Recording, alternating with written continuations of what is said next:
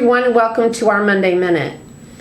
We're here today to share the news of the 2026 Hospice Final Payment and Regulatory Update Rule. The 2026 Payment Update Rule was released on Friday afternoon, August 1st, and does confirm pretty much everything that was included in the proposed rule. To begin with the rate update, there was a 3.3% market basket update in the final rule, netted with a 0.7% productivity reduction, gives us an increase of 2.6% to our rates. There was a 2.4% rate increase proposed, so we did pick up a couple, just a little bit in the final rule. In addition, the hospice cap is to be updated by the same percentage that our rates are updated. So the cap was increased by that same 2.6%.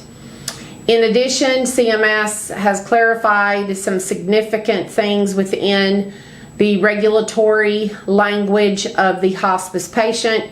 First, they have clarified and confirmed that now both the medical director and any hospice physician member of the IDG can refer a patient for hospice admission or confirm admission requirements for a patient to hospice care, therefore certifying that patient for hospice care.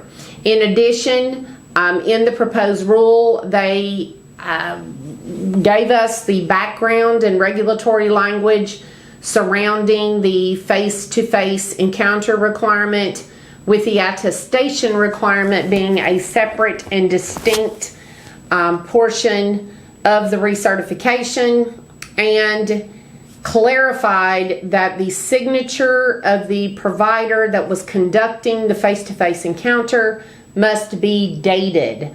It's been pretty much an assumption by everyone that the signature should be dated, and we pretty much treated it that way, but in the language itself, it simply said it had to be signed. So they have now confirmed that it has to be signed.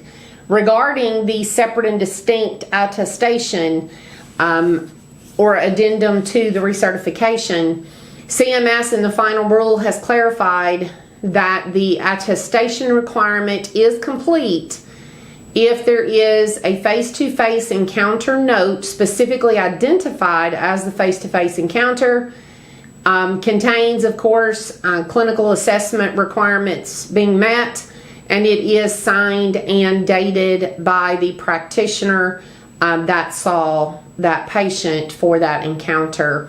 And of course, that clinical note being made a part of the patient's medical record meets the attestation requirements that an encounter did occur, which was really good news. In addition, they have confirmed that the implementation of HOPE will begin October 1st of 2025. There will be no extension at this point for HOPE to be implemented later. It will go into effect October 1st of 2025, and it will begin impacting your compliance with the Hospice Quality Reporting Program effective October 1st. So October 1st through December 31st will be included in the compliance calculations for the HQRP. That includes that at least 90% of all required HOPE be transmitted to the database within 30 days of the specific time period required. So ensure that your training for HOPE has begun and continues, and that you are fully ready to implement it October 1st of 2025. CMS did release some additional HOPE education just a couple of weeks ago. We will provide you that link in this minute.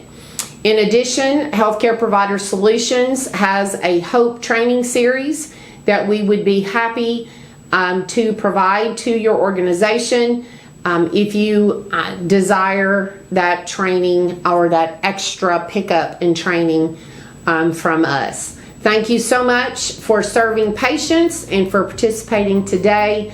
Have a great week.